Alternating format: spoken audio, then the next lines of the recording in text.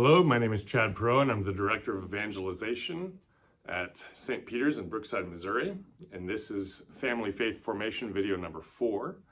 Last video, we talked about the anatomy of the soul, which is the intellect, the will, and the passions. And we talked about it in the sense of a car, the intellect being the headlights, the will being the steering wheel, and the passions being the gas pedal or the brake.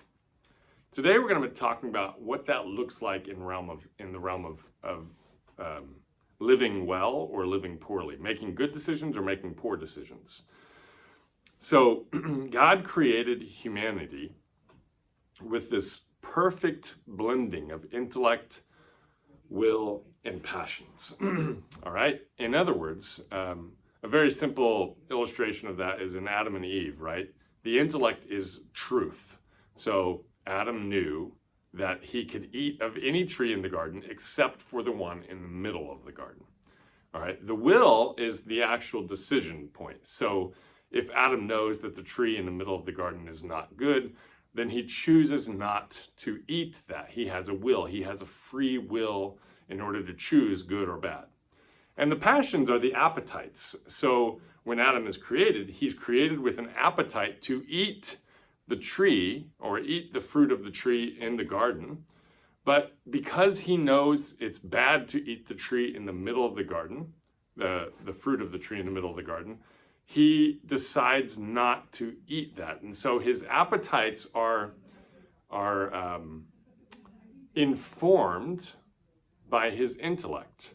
This is good, this is bad, and my appetites are informed by what is good and bad. So I don't desire the bad, and I do desire the good. When Satan comes into the picture, he introduces a new appetite to Adam and Eve. And now what that does is it jumbles his intellect. It confuses his intellect, and this is called temptation, right? So Satan says, well, why did God create this tree in the middle of the garden, and why did he say that you couldn't eat of it? And isn't it because God is stingy? And if you really look at that fruit, doesn't it look tasty and it looks delicious? And I can tell you that it's going to give you special power. And so all of these thoughts that Satan tempted them with, it was alluring to the appetites, to the emotions, to the passions. And once those emotions and appetites and passions raised up, they overtook what Adam and Eve knew to be correct, all right? And so the passions down here and the intellect here, they were inverted, so that the passions now overtook what they knew to be right and wrong, all right? And this is what happens when we sin. So over and over again, when I talk to my kids and they've made a mistake, there's one of my sons in particular that makes common mistakes, and I explained to him in this fashion. I said, I say to him, Fulton, you know what is right, and you have these desires in you that are telling you that you want to do this. In particular, maybe it's annoying your brother or pestering something or hitting him or whatever. You know this is wrong, but these internal desires are telling you that you want to do this. And at this point, when you have these desires, you have to say to these desires, I know this is wrong, and even though I want to do this, appetite, passion, I'm not going to do this, right? Even though I want to stick my hand in the cookie jar because I know that the cookies taste good, Mom and Dad have said that I can't have those cookies today.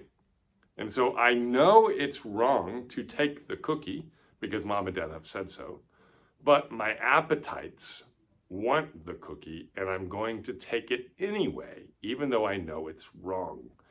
And this is the root of sin.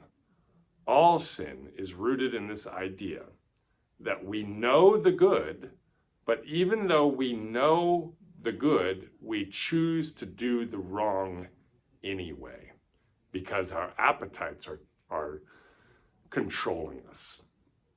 Okay? And you can easily explain this in terms of the intellect, the will, and the passions. Okay?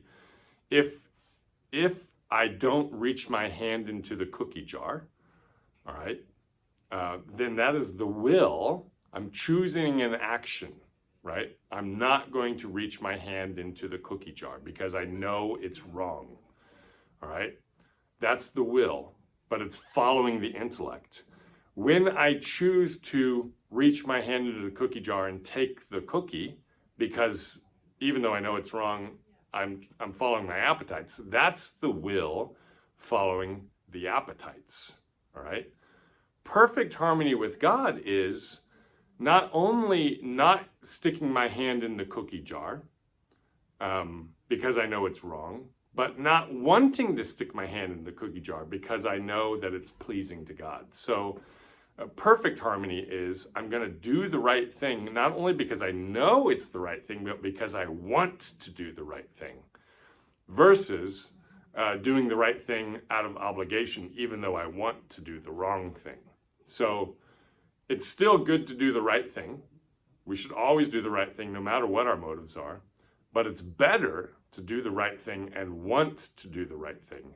And the want there is our passions fueling our will and following our intellect versus the other way around. That might be confusing. I'm sorry. I tried to make that as clear as possible.